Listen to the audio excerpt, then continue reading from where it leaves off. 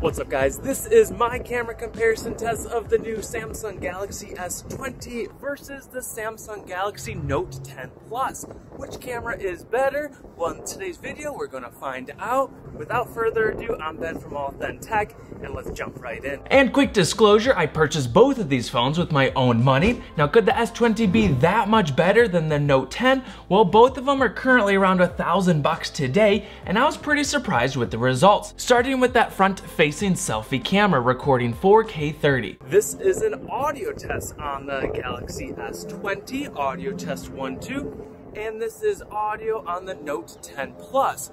Audio test 1, 2, 3, 4. Audio test 1, 2, 3, 4. The audio sounds very similar on each, with the S20 slightly louder, which is nice, but I kinda wish it was better still. Comparing the video, the colors and dynamic range, even saturation and sharpness, it all looks very similar here on the selfie cam. When I go for a quick jog, the stabilization is looking much better on the S20. The Note is just wonky, but the S20 also still has a bit of jello. I'm not positive if this is due to my mounting system. Either way, the S20 is looking much better here. Jumping to some photo comparisons, a few quick selfie shots first. I'm liking the S20 better.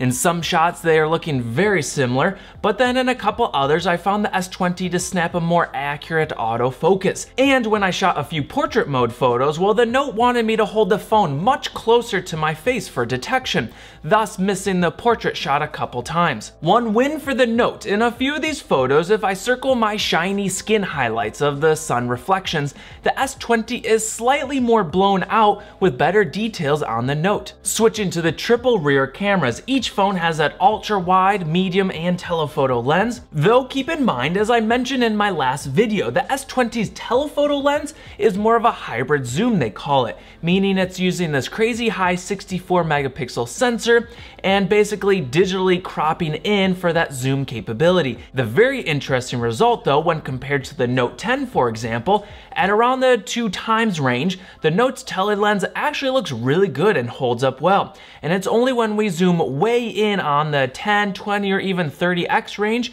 where that S20 really stands out with some impressive results at those higher megapixels. Overall colors, dynamic range, contrast, and sharpness, they're all pretty dang close tie with most of these shots. And I'm really liking the vibrancy without being too overdone.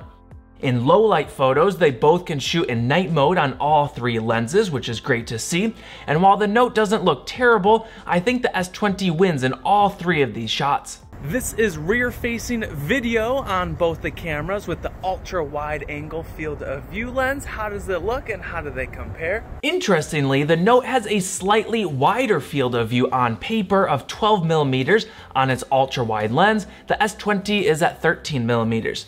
I'd say the stabilization is looking smoother on the S20 over the Note 10. Colors and contrasts are looking really similar overall. My skin tones on the S20 look a tad more saturated and smooth looking. Now I'm not sure if this is a little secret beauty mode going on in the background, or maybe it's slightly stronger noise reduction and the HDR tone mapping. Switching to the primary 12 megapixel lens on both, funny, the S20 is slightly wider here on this lens at 26mm, the Note is 27mm. In the simple walking test, the S20 is looking much smoother with its stabilization. Oddly enough though, I noticed the Note looks a tad sharper in clarity, and I'm not sure what's going on here.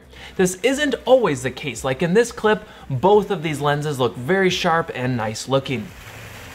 When we punch into that telephoto lens for some zoom comparisons, I was pretty surprised here that the Note 10's 2x optical zoom possibly looked as good, if not better, than the 64 megapixel S20's digital zoom.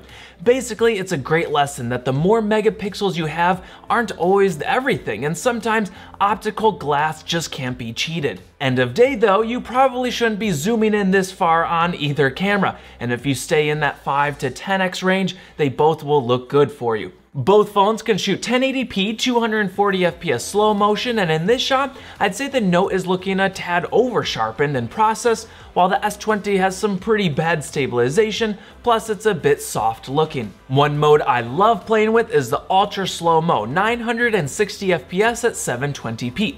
Now I'll be the first to admit, the footage is not that great looking, it's pretty pixelated, but for a fun social post, it'll look just fine, and plus when watching back a 32 times slower than real life footage clip, it's pretty mesmerizing and cool to watch. In my patented autofocus test, they are very close, but when slowing down the footage, I found the S20 to pretty consistently beat the Note by just about 2 to 4 frames, still a win for the S20. In the low light video, the Note's ultra wide is looking much noisier and higher grain. The primary lens on the Note is leaning a tad warmer in white balance, with the S20 locking in that clean white LED more accurately. And again, the Note looks way more grainy while the S20 has a bit cleaner image. When panning to the pitch black, you guys tell me, would you rather have a darker, cleaner, less noise image like here on the S20, resulting with less clarity in the blacks, or a more grainy Note 10 shot where we can see a bit more of the details in the blacks?